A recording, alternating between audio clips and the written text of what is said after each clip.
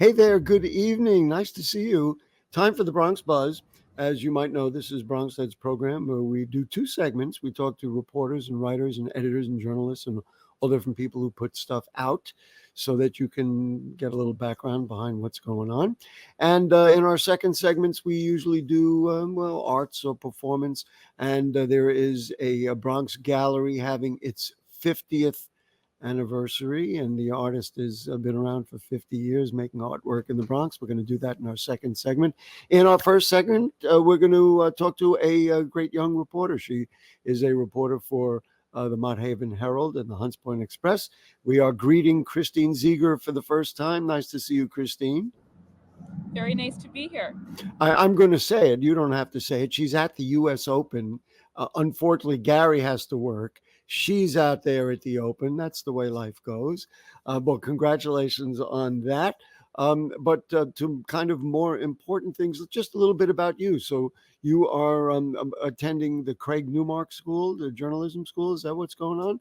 A lot of the reporters at that paper are. Tell us all about what you've been doing at the Newmark School. Yeah, happy to. Yeah, hi everybody. It's nice to be here. As Gary mentioned, yeah, I'm a student at the Craig Newmark Graduate School of Journalism and also a reporter for the Hunts Point Express and Mott Haven Herald. I'm an engagement journalism student, which means that I'm focusing a lot on audience engagement, community engagement. So trying to find ways of really understanding our audiences and really giving the communities that we serve the news that they need to survive and thrive in our city. That's Uh, wonderful. Now you are from the Bronx or from elsewhere? And I'm it's okay if you are. We accept people from all over the world. so I've lived in the Bronx for 12 years. I'm from Westchester County, Okay. but I work in the Bronx as well as go to school in New York City. So I work at Manhattan University, Manhattan College now at Manhattan University. I was going to mention that, but you brought it up first. Okay. I'm considering myself a Bronxite at this point. Well, no, you're certainly entitled to be. And I'm always interested, especially people, because you've been doing this for a little while, not for a long while.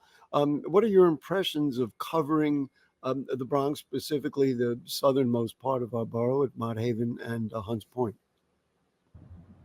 So I think what's interesting is, different communities have different needs, but I think as humans and New York City residents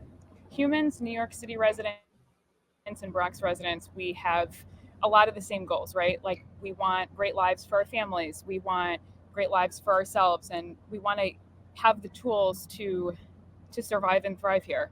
And Um, and to achieve those things. and to achieve those things. So it's like how do we do that?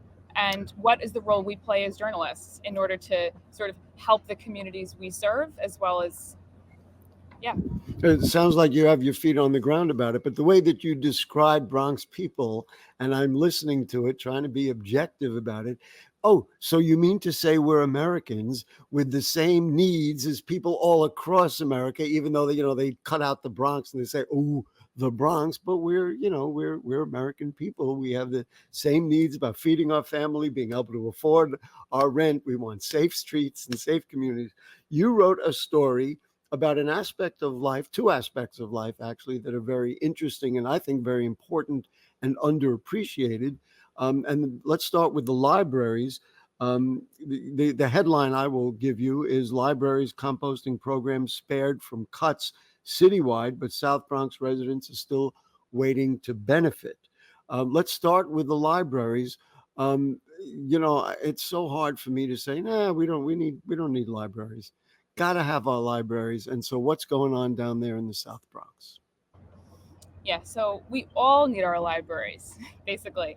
And so essentially what's going on is that two major branches in the South Bronx, the Melrose branch and the Hunts Point branch of the New York Public Library, they've both been closed since the pandemic. So this has obviously created an enormous disservice for residents. We know that libraries serve as cooling centers. We know that people will just like reading. We know that people utilize the Wi-Fi that libraries offer. And when you don't have those things, like they're community centers, they're community institutions. institution. So when you don't have those you end up traveling farther to access the library, or you just don't go at all, which is a huge problem. Going back to your original precept about the Bronx, people want good lives, high quality lives.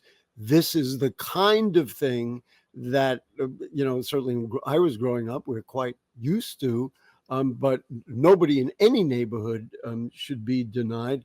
Now they said they were being renovated. Do I understand that? They were closed for renovations, and then they said they were ready to open, but at least according to your reporting, the date was inaccurate, said it would be removed shortly for the date they said they were going to open. And now they don't know when the city budget will allow them to reopen. I think it stinks. I'm sorry. I'm allowed to put a commentary up there. I think you got to reprioritize ourselves. What are the hopes now for the libraries, in especially in those neighborhoods? Listen, let's not pretend. I mean, these are neighborhoods of need, and this kind of service you said provides Wi-Fi. That's vital for people who may live in places where they don't have Wi-Fi. Just for example. So, what do you think? Are we ever getting our libraries back? So because there was money allocated, right, for libraries in the budget deal that was passed in June, the goal is for these libraries obviously to reopen. At this point, I do not believe either of them have been, at least not at the published date of the story that Right, we're right. referring to. So that's gone, but nobody's making any promises then, right? At this point, that is exactly true, Wow. Gary. Now listen, we could take it 50 times further, because I know the council members have been all over the budget. Council member Salamanca and council member Farias, I believe, who represent those areas, I'm sure are very concerned about the funding. I guess we could find out from them. But your reporting is very important, because having this dialogue even is important, and so we appreciate that. Let's talk about the second half of your reporting on community composting.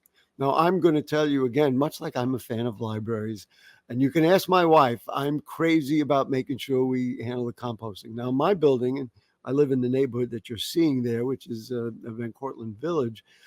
We have the brown bins in our building.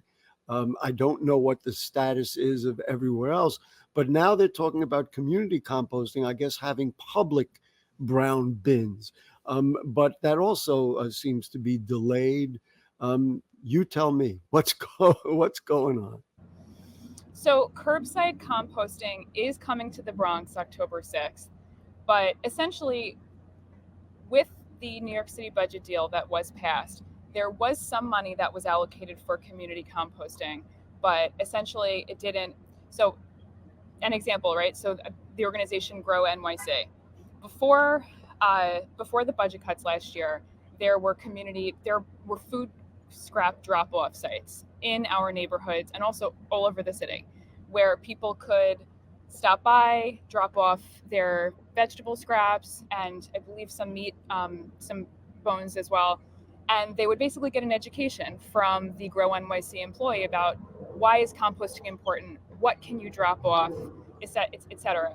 So that education piece is really critical. And because of the limitations of the budget, those food scrap drop-off sites were forced to close. So that creates a disservice for our community, because you can put these services places, but unless you really explain to people what they are, why it's important, like and this and is what you and, need to and get community also buy-in. and also how to do it, because you've got to know what is, what you can conserve, etc. The other thing which you didn't mention, but there is an enormous climate environmental benefit to this. We talk about rats. How do you get rid of rats? Well, you don't leave food scraps around, and if you have them in these secure places and the city carts them away and then uses them for compost, etc., then we have all done a really good thing. So that's another item that kind of surprises me that hasn't gotten done. And I listen, I live in the Bronx and I've seen the flyers and everything else. It's been very surprising, because they were very enthusiastic. I think I got a flyer from the city that said big news, composting coming to your neighborhood and all that. And then I get a thing, oh, by the way, the composting is going to be delayed or whatever. Again, is it very much like you said, that we're right now, like you said, with the libraries, we just don't know what the status is? Well, I believe that October 6th still is the day Still that is the day. that's my understanding. Yeah. Because I also got that flyer in the mail. But the community composting is just it's a little bit different. It's these other it's different organizations that are educating people on composting and also are bringing organic matter to facilities that are properly turning it into fertilizer that can be used to enrich soil. Well, listen, any proper use is a good use. Listen, I want to give you one trivia thing that maybe you are not aware of. Many years ago, the USTA ran a certified tennis tournament in Crotona Park. And we had a lot of the people who would qualify for the U.S. Open competing at the tennis courts in Crotona Park, and I know that because I did play-by-play for all of those events. So I hope you'll be out there and you'll be not thinking of all the great stuff you got to produce for the Mott Haven Herald and the Hunts Point Express. But the last question I have for you: what's coming up next? You're working on something coming up next? You got something for us? So for my capstone for the Craig Newmark Grad School of Journalism. That's a big thing.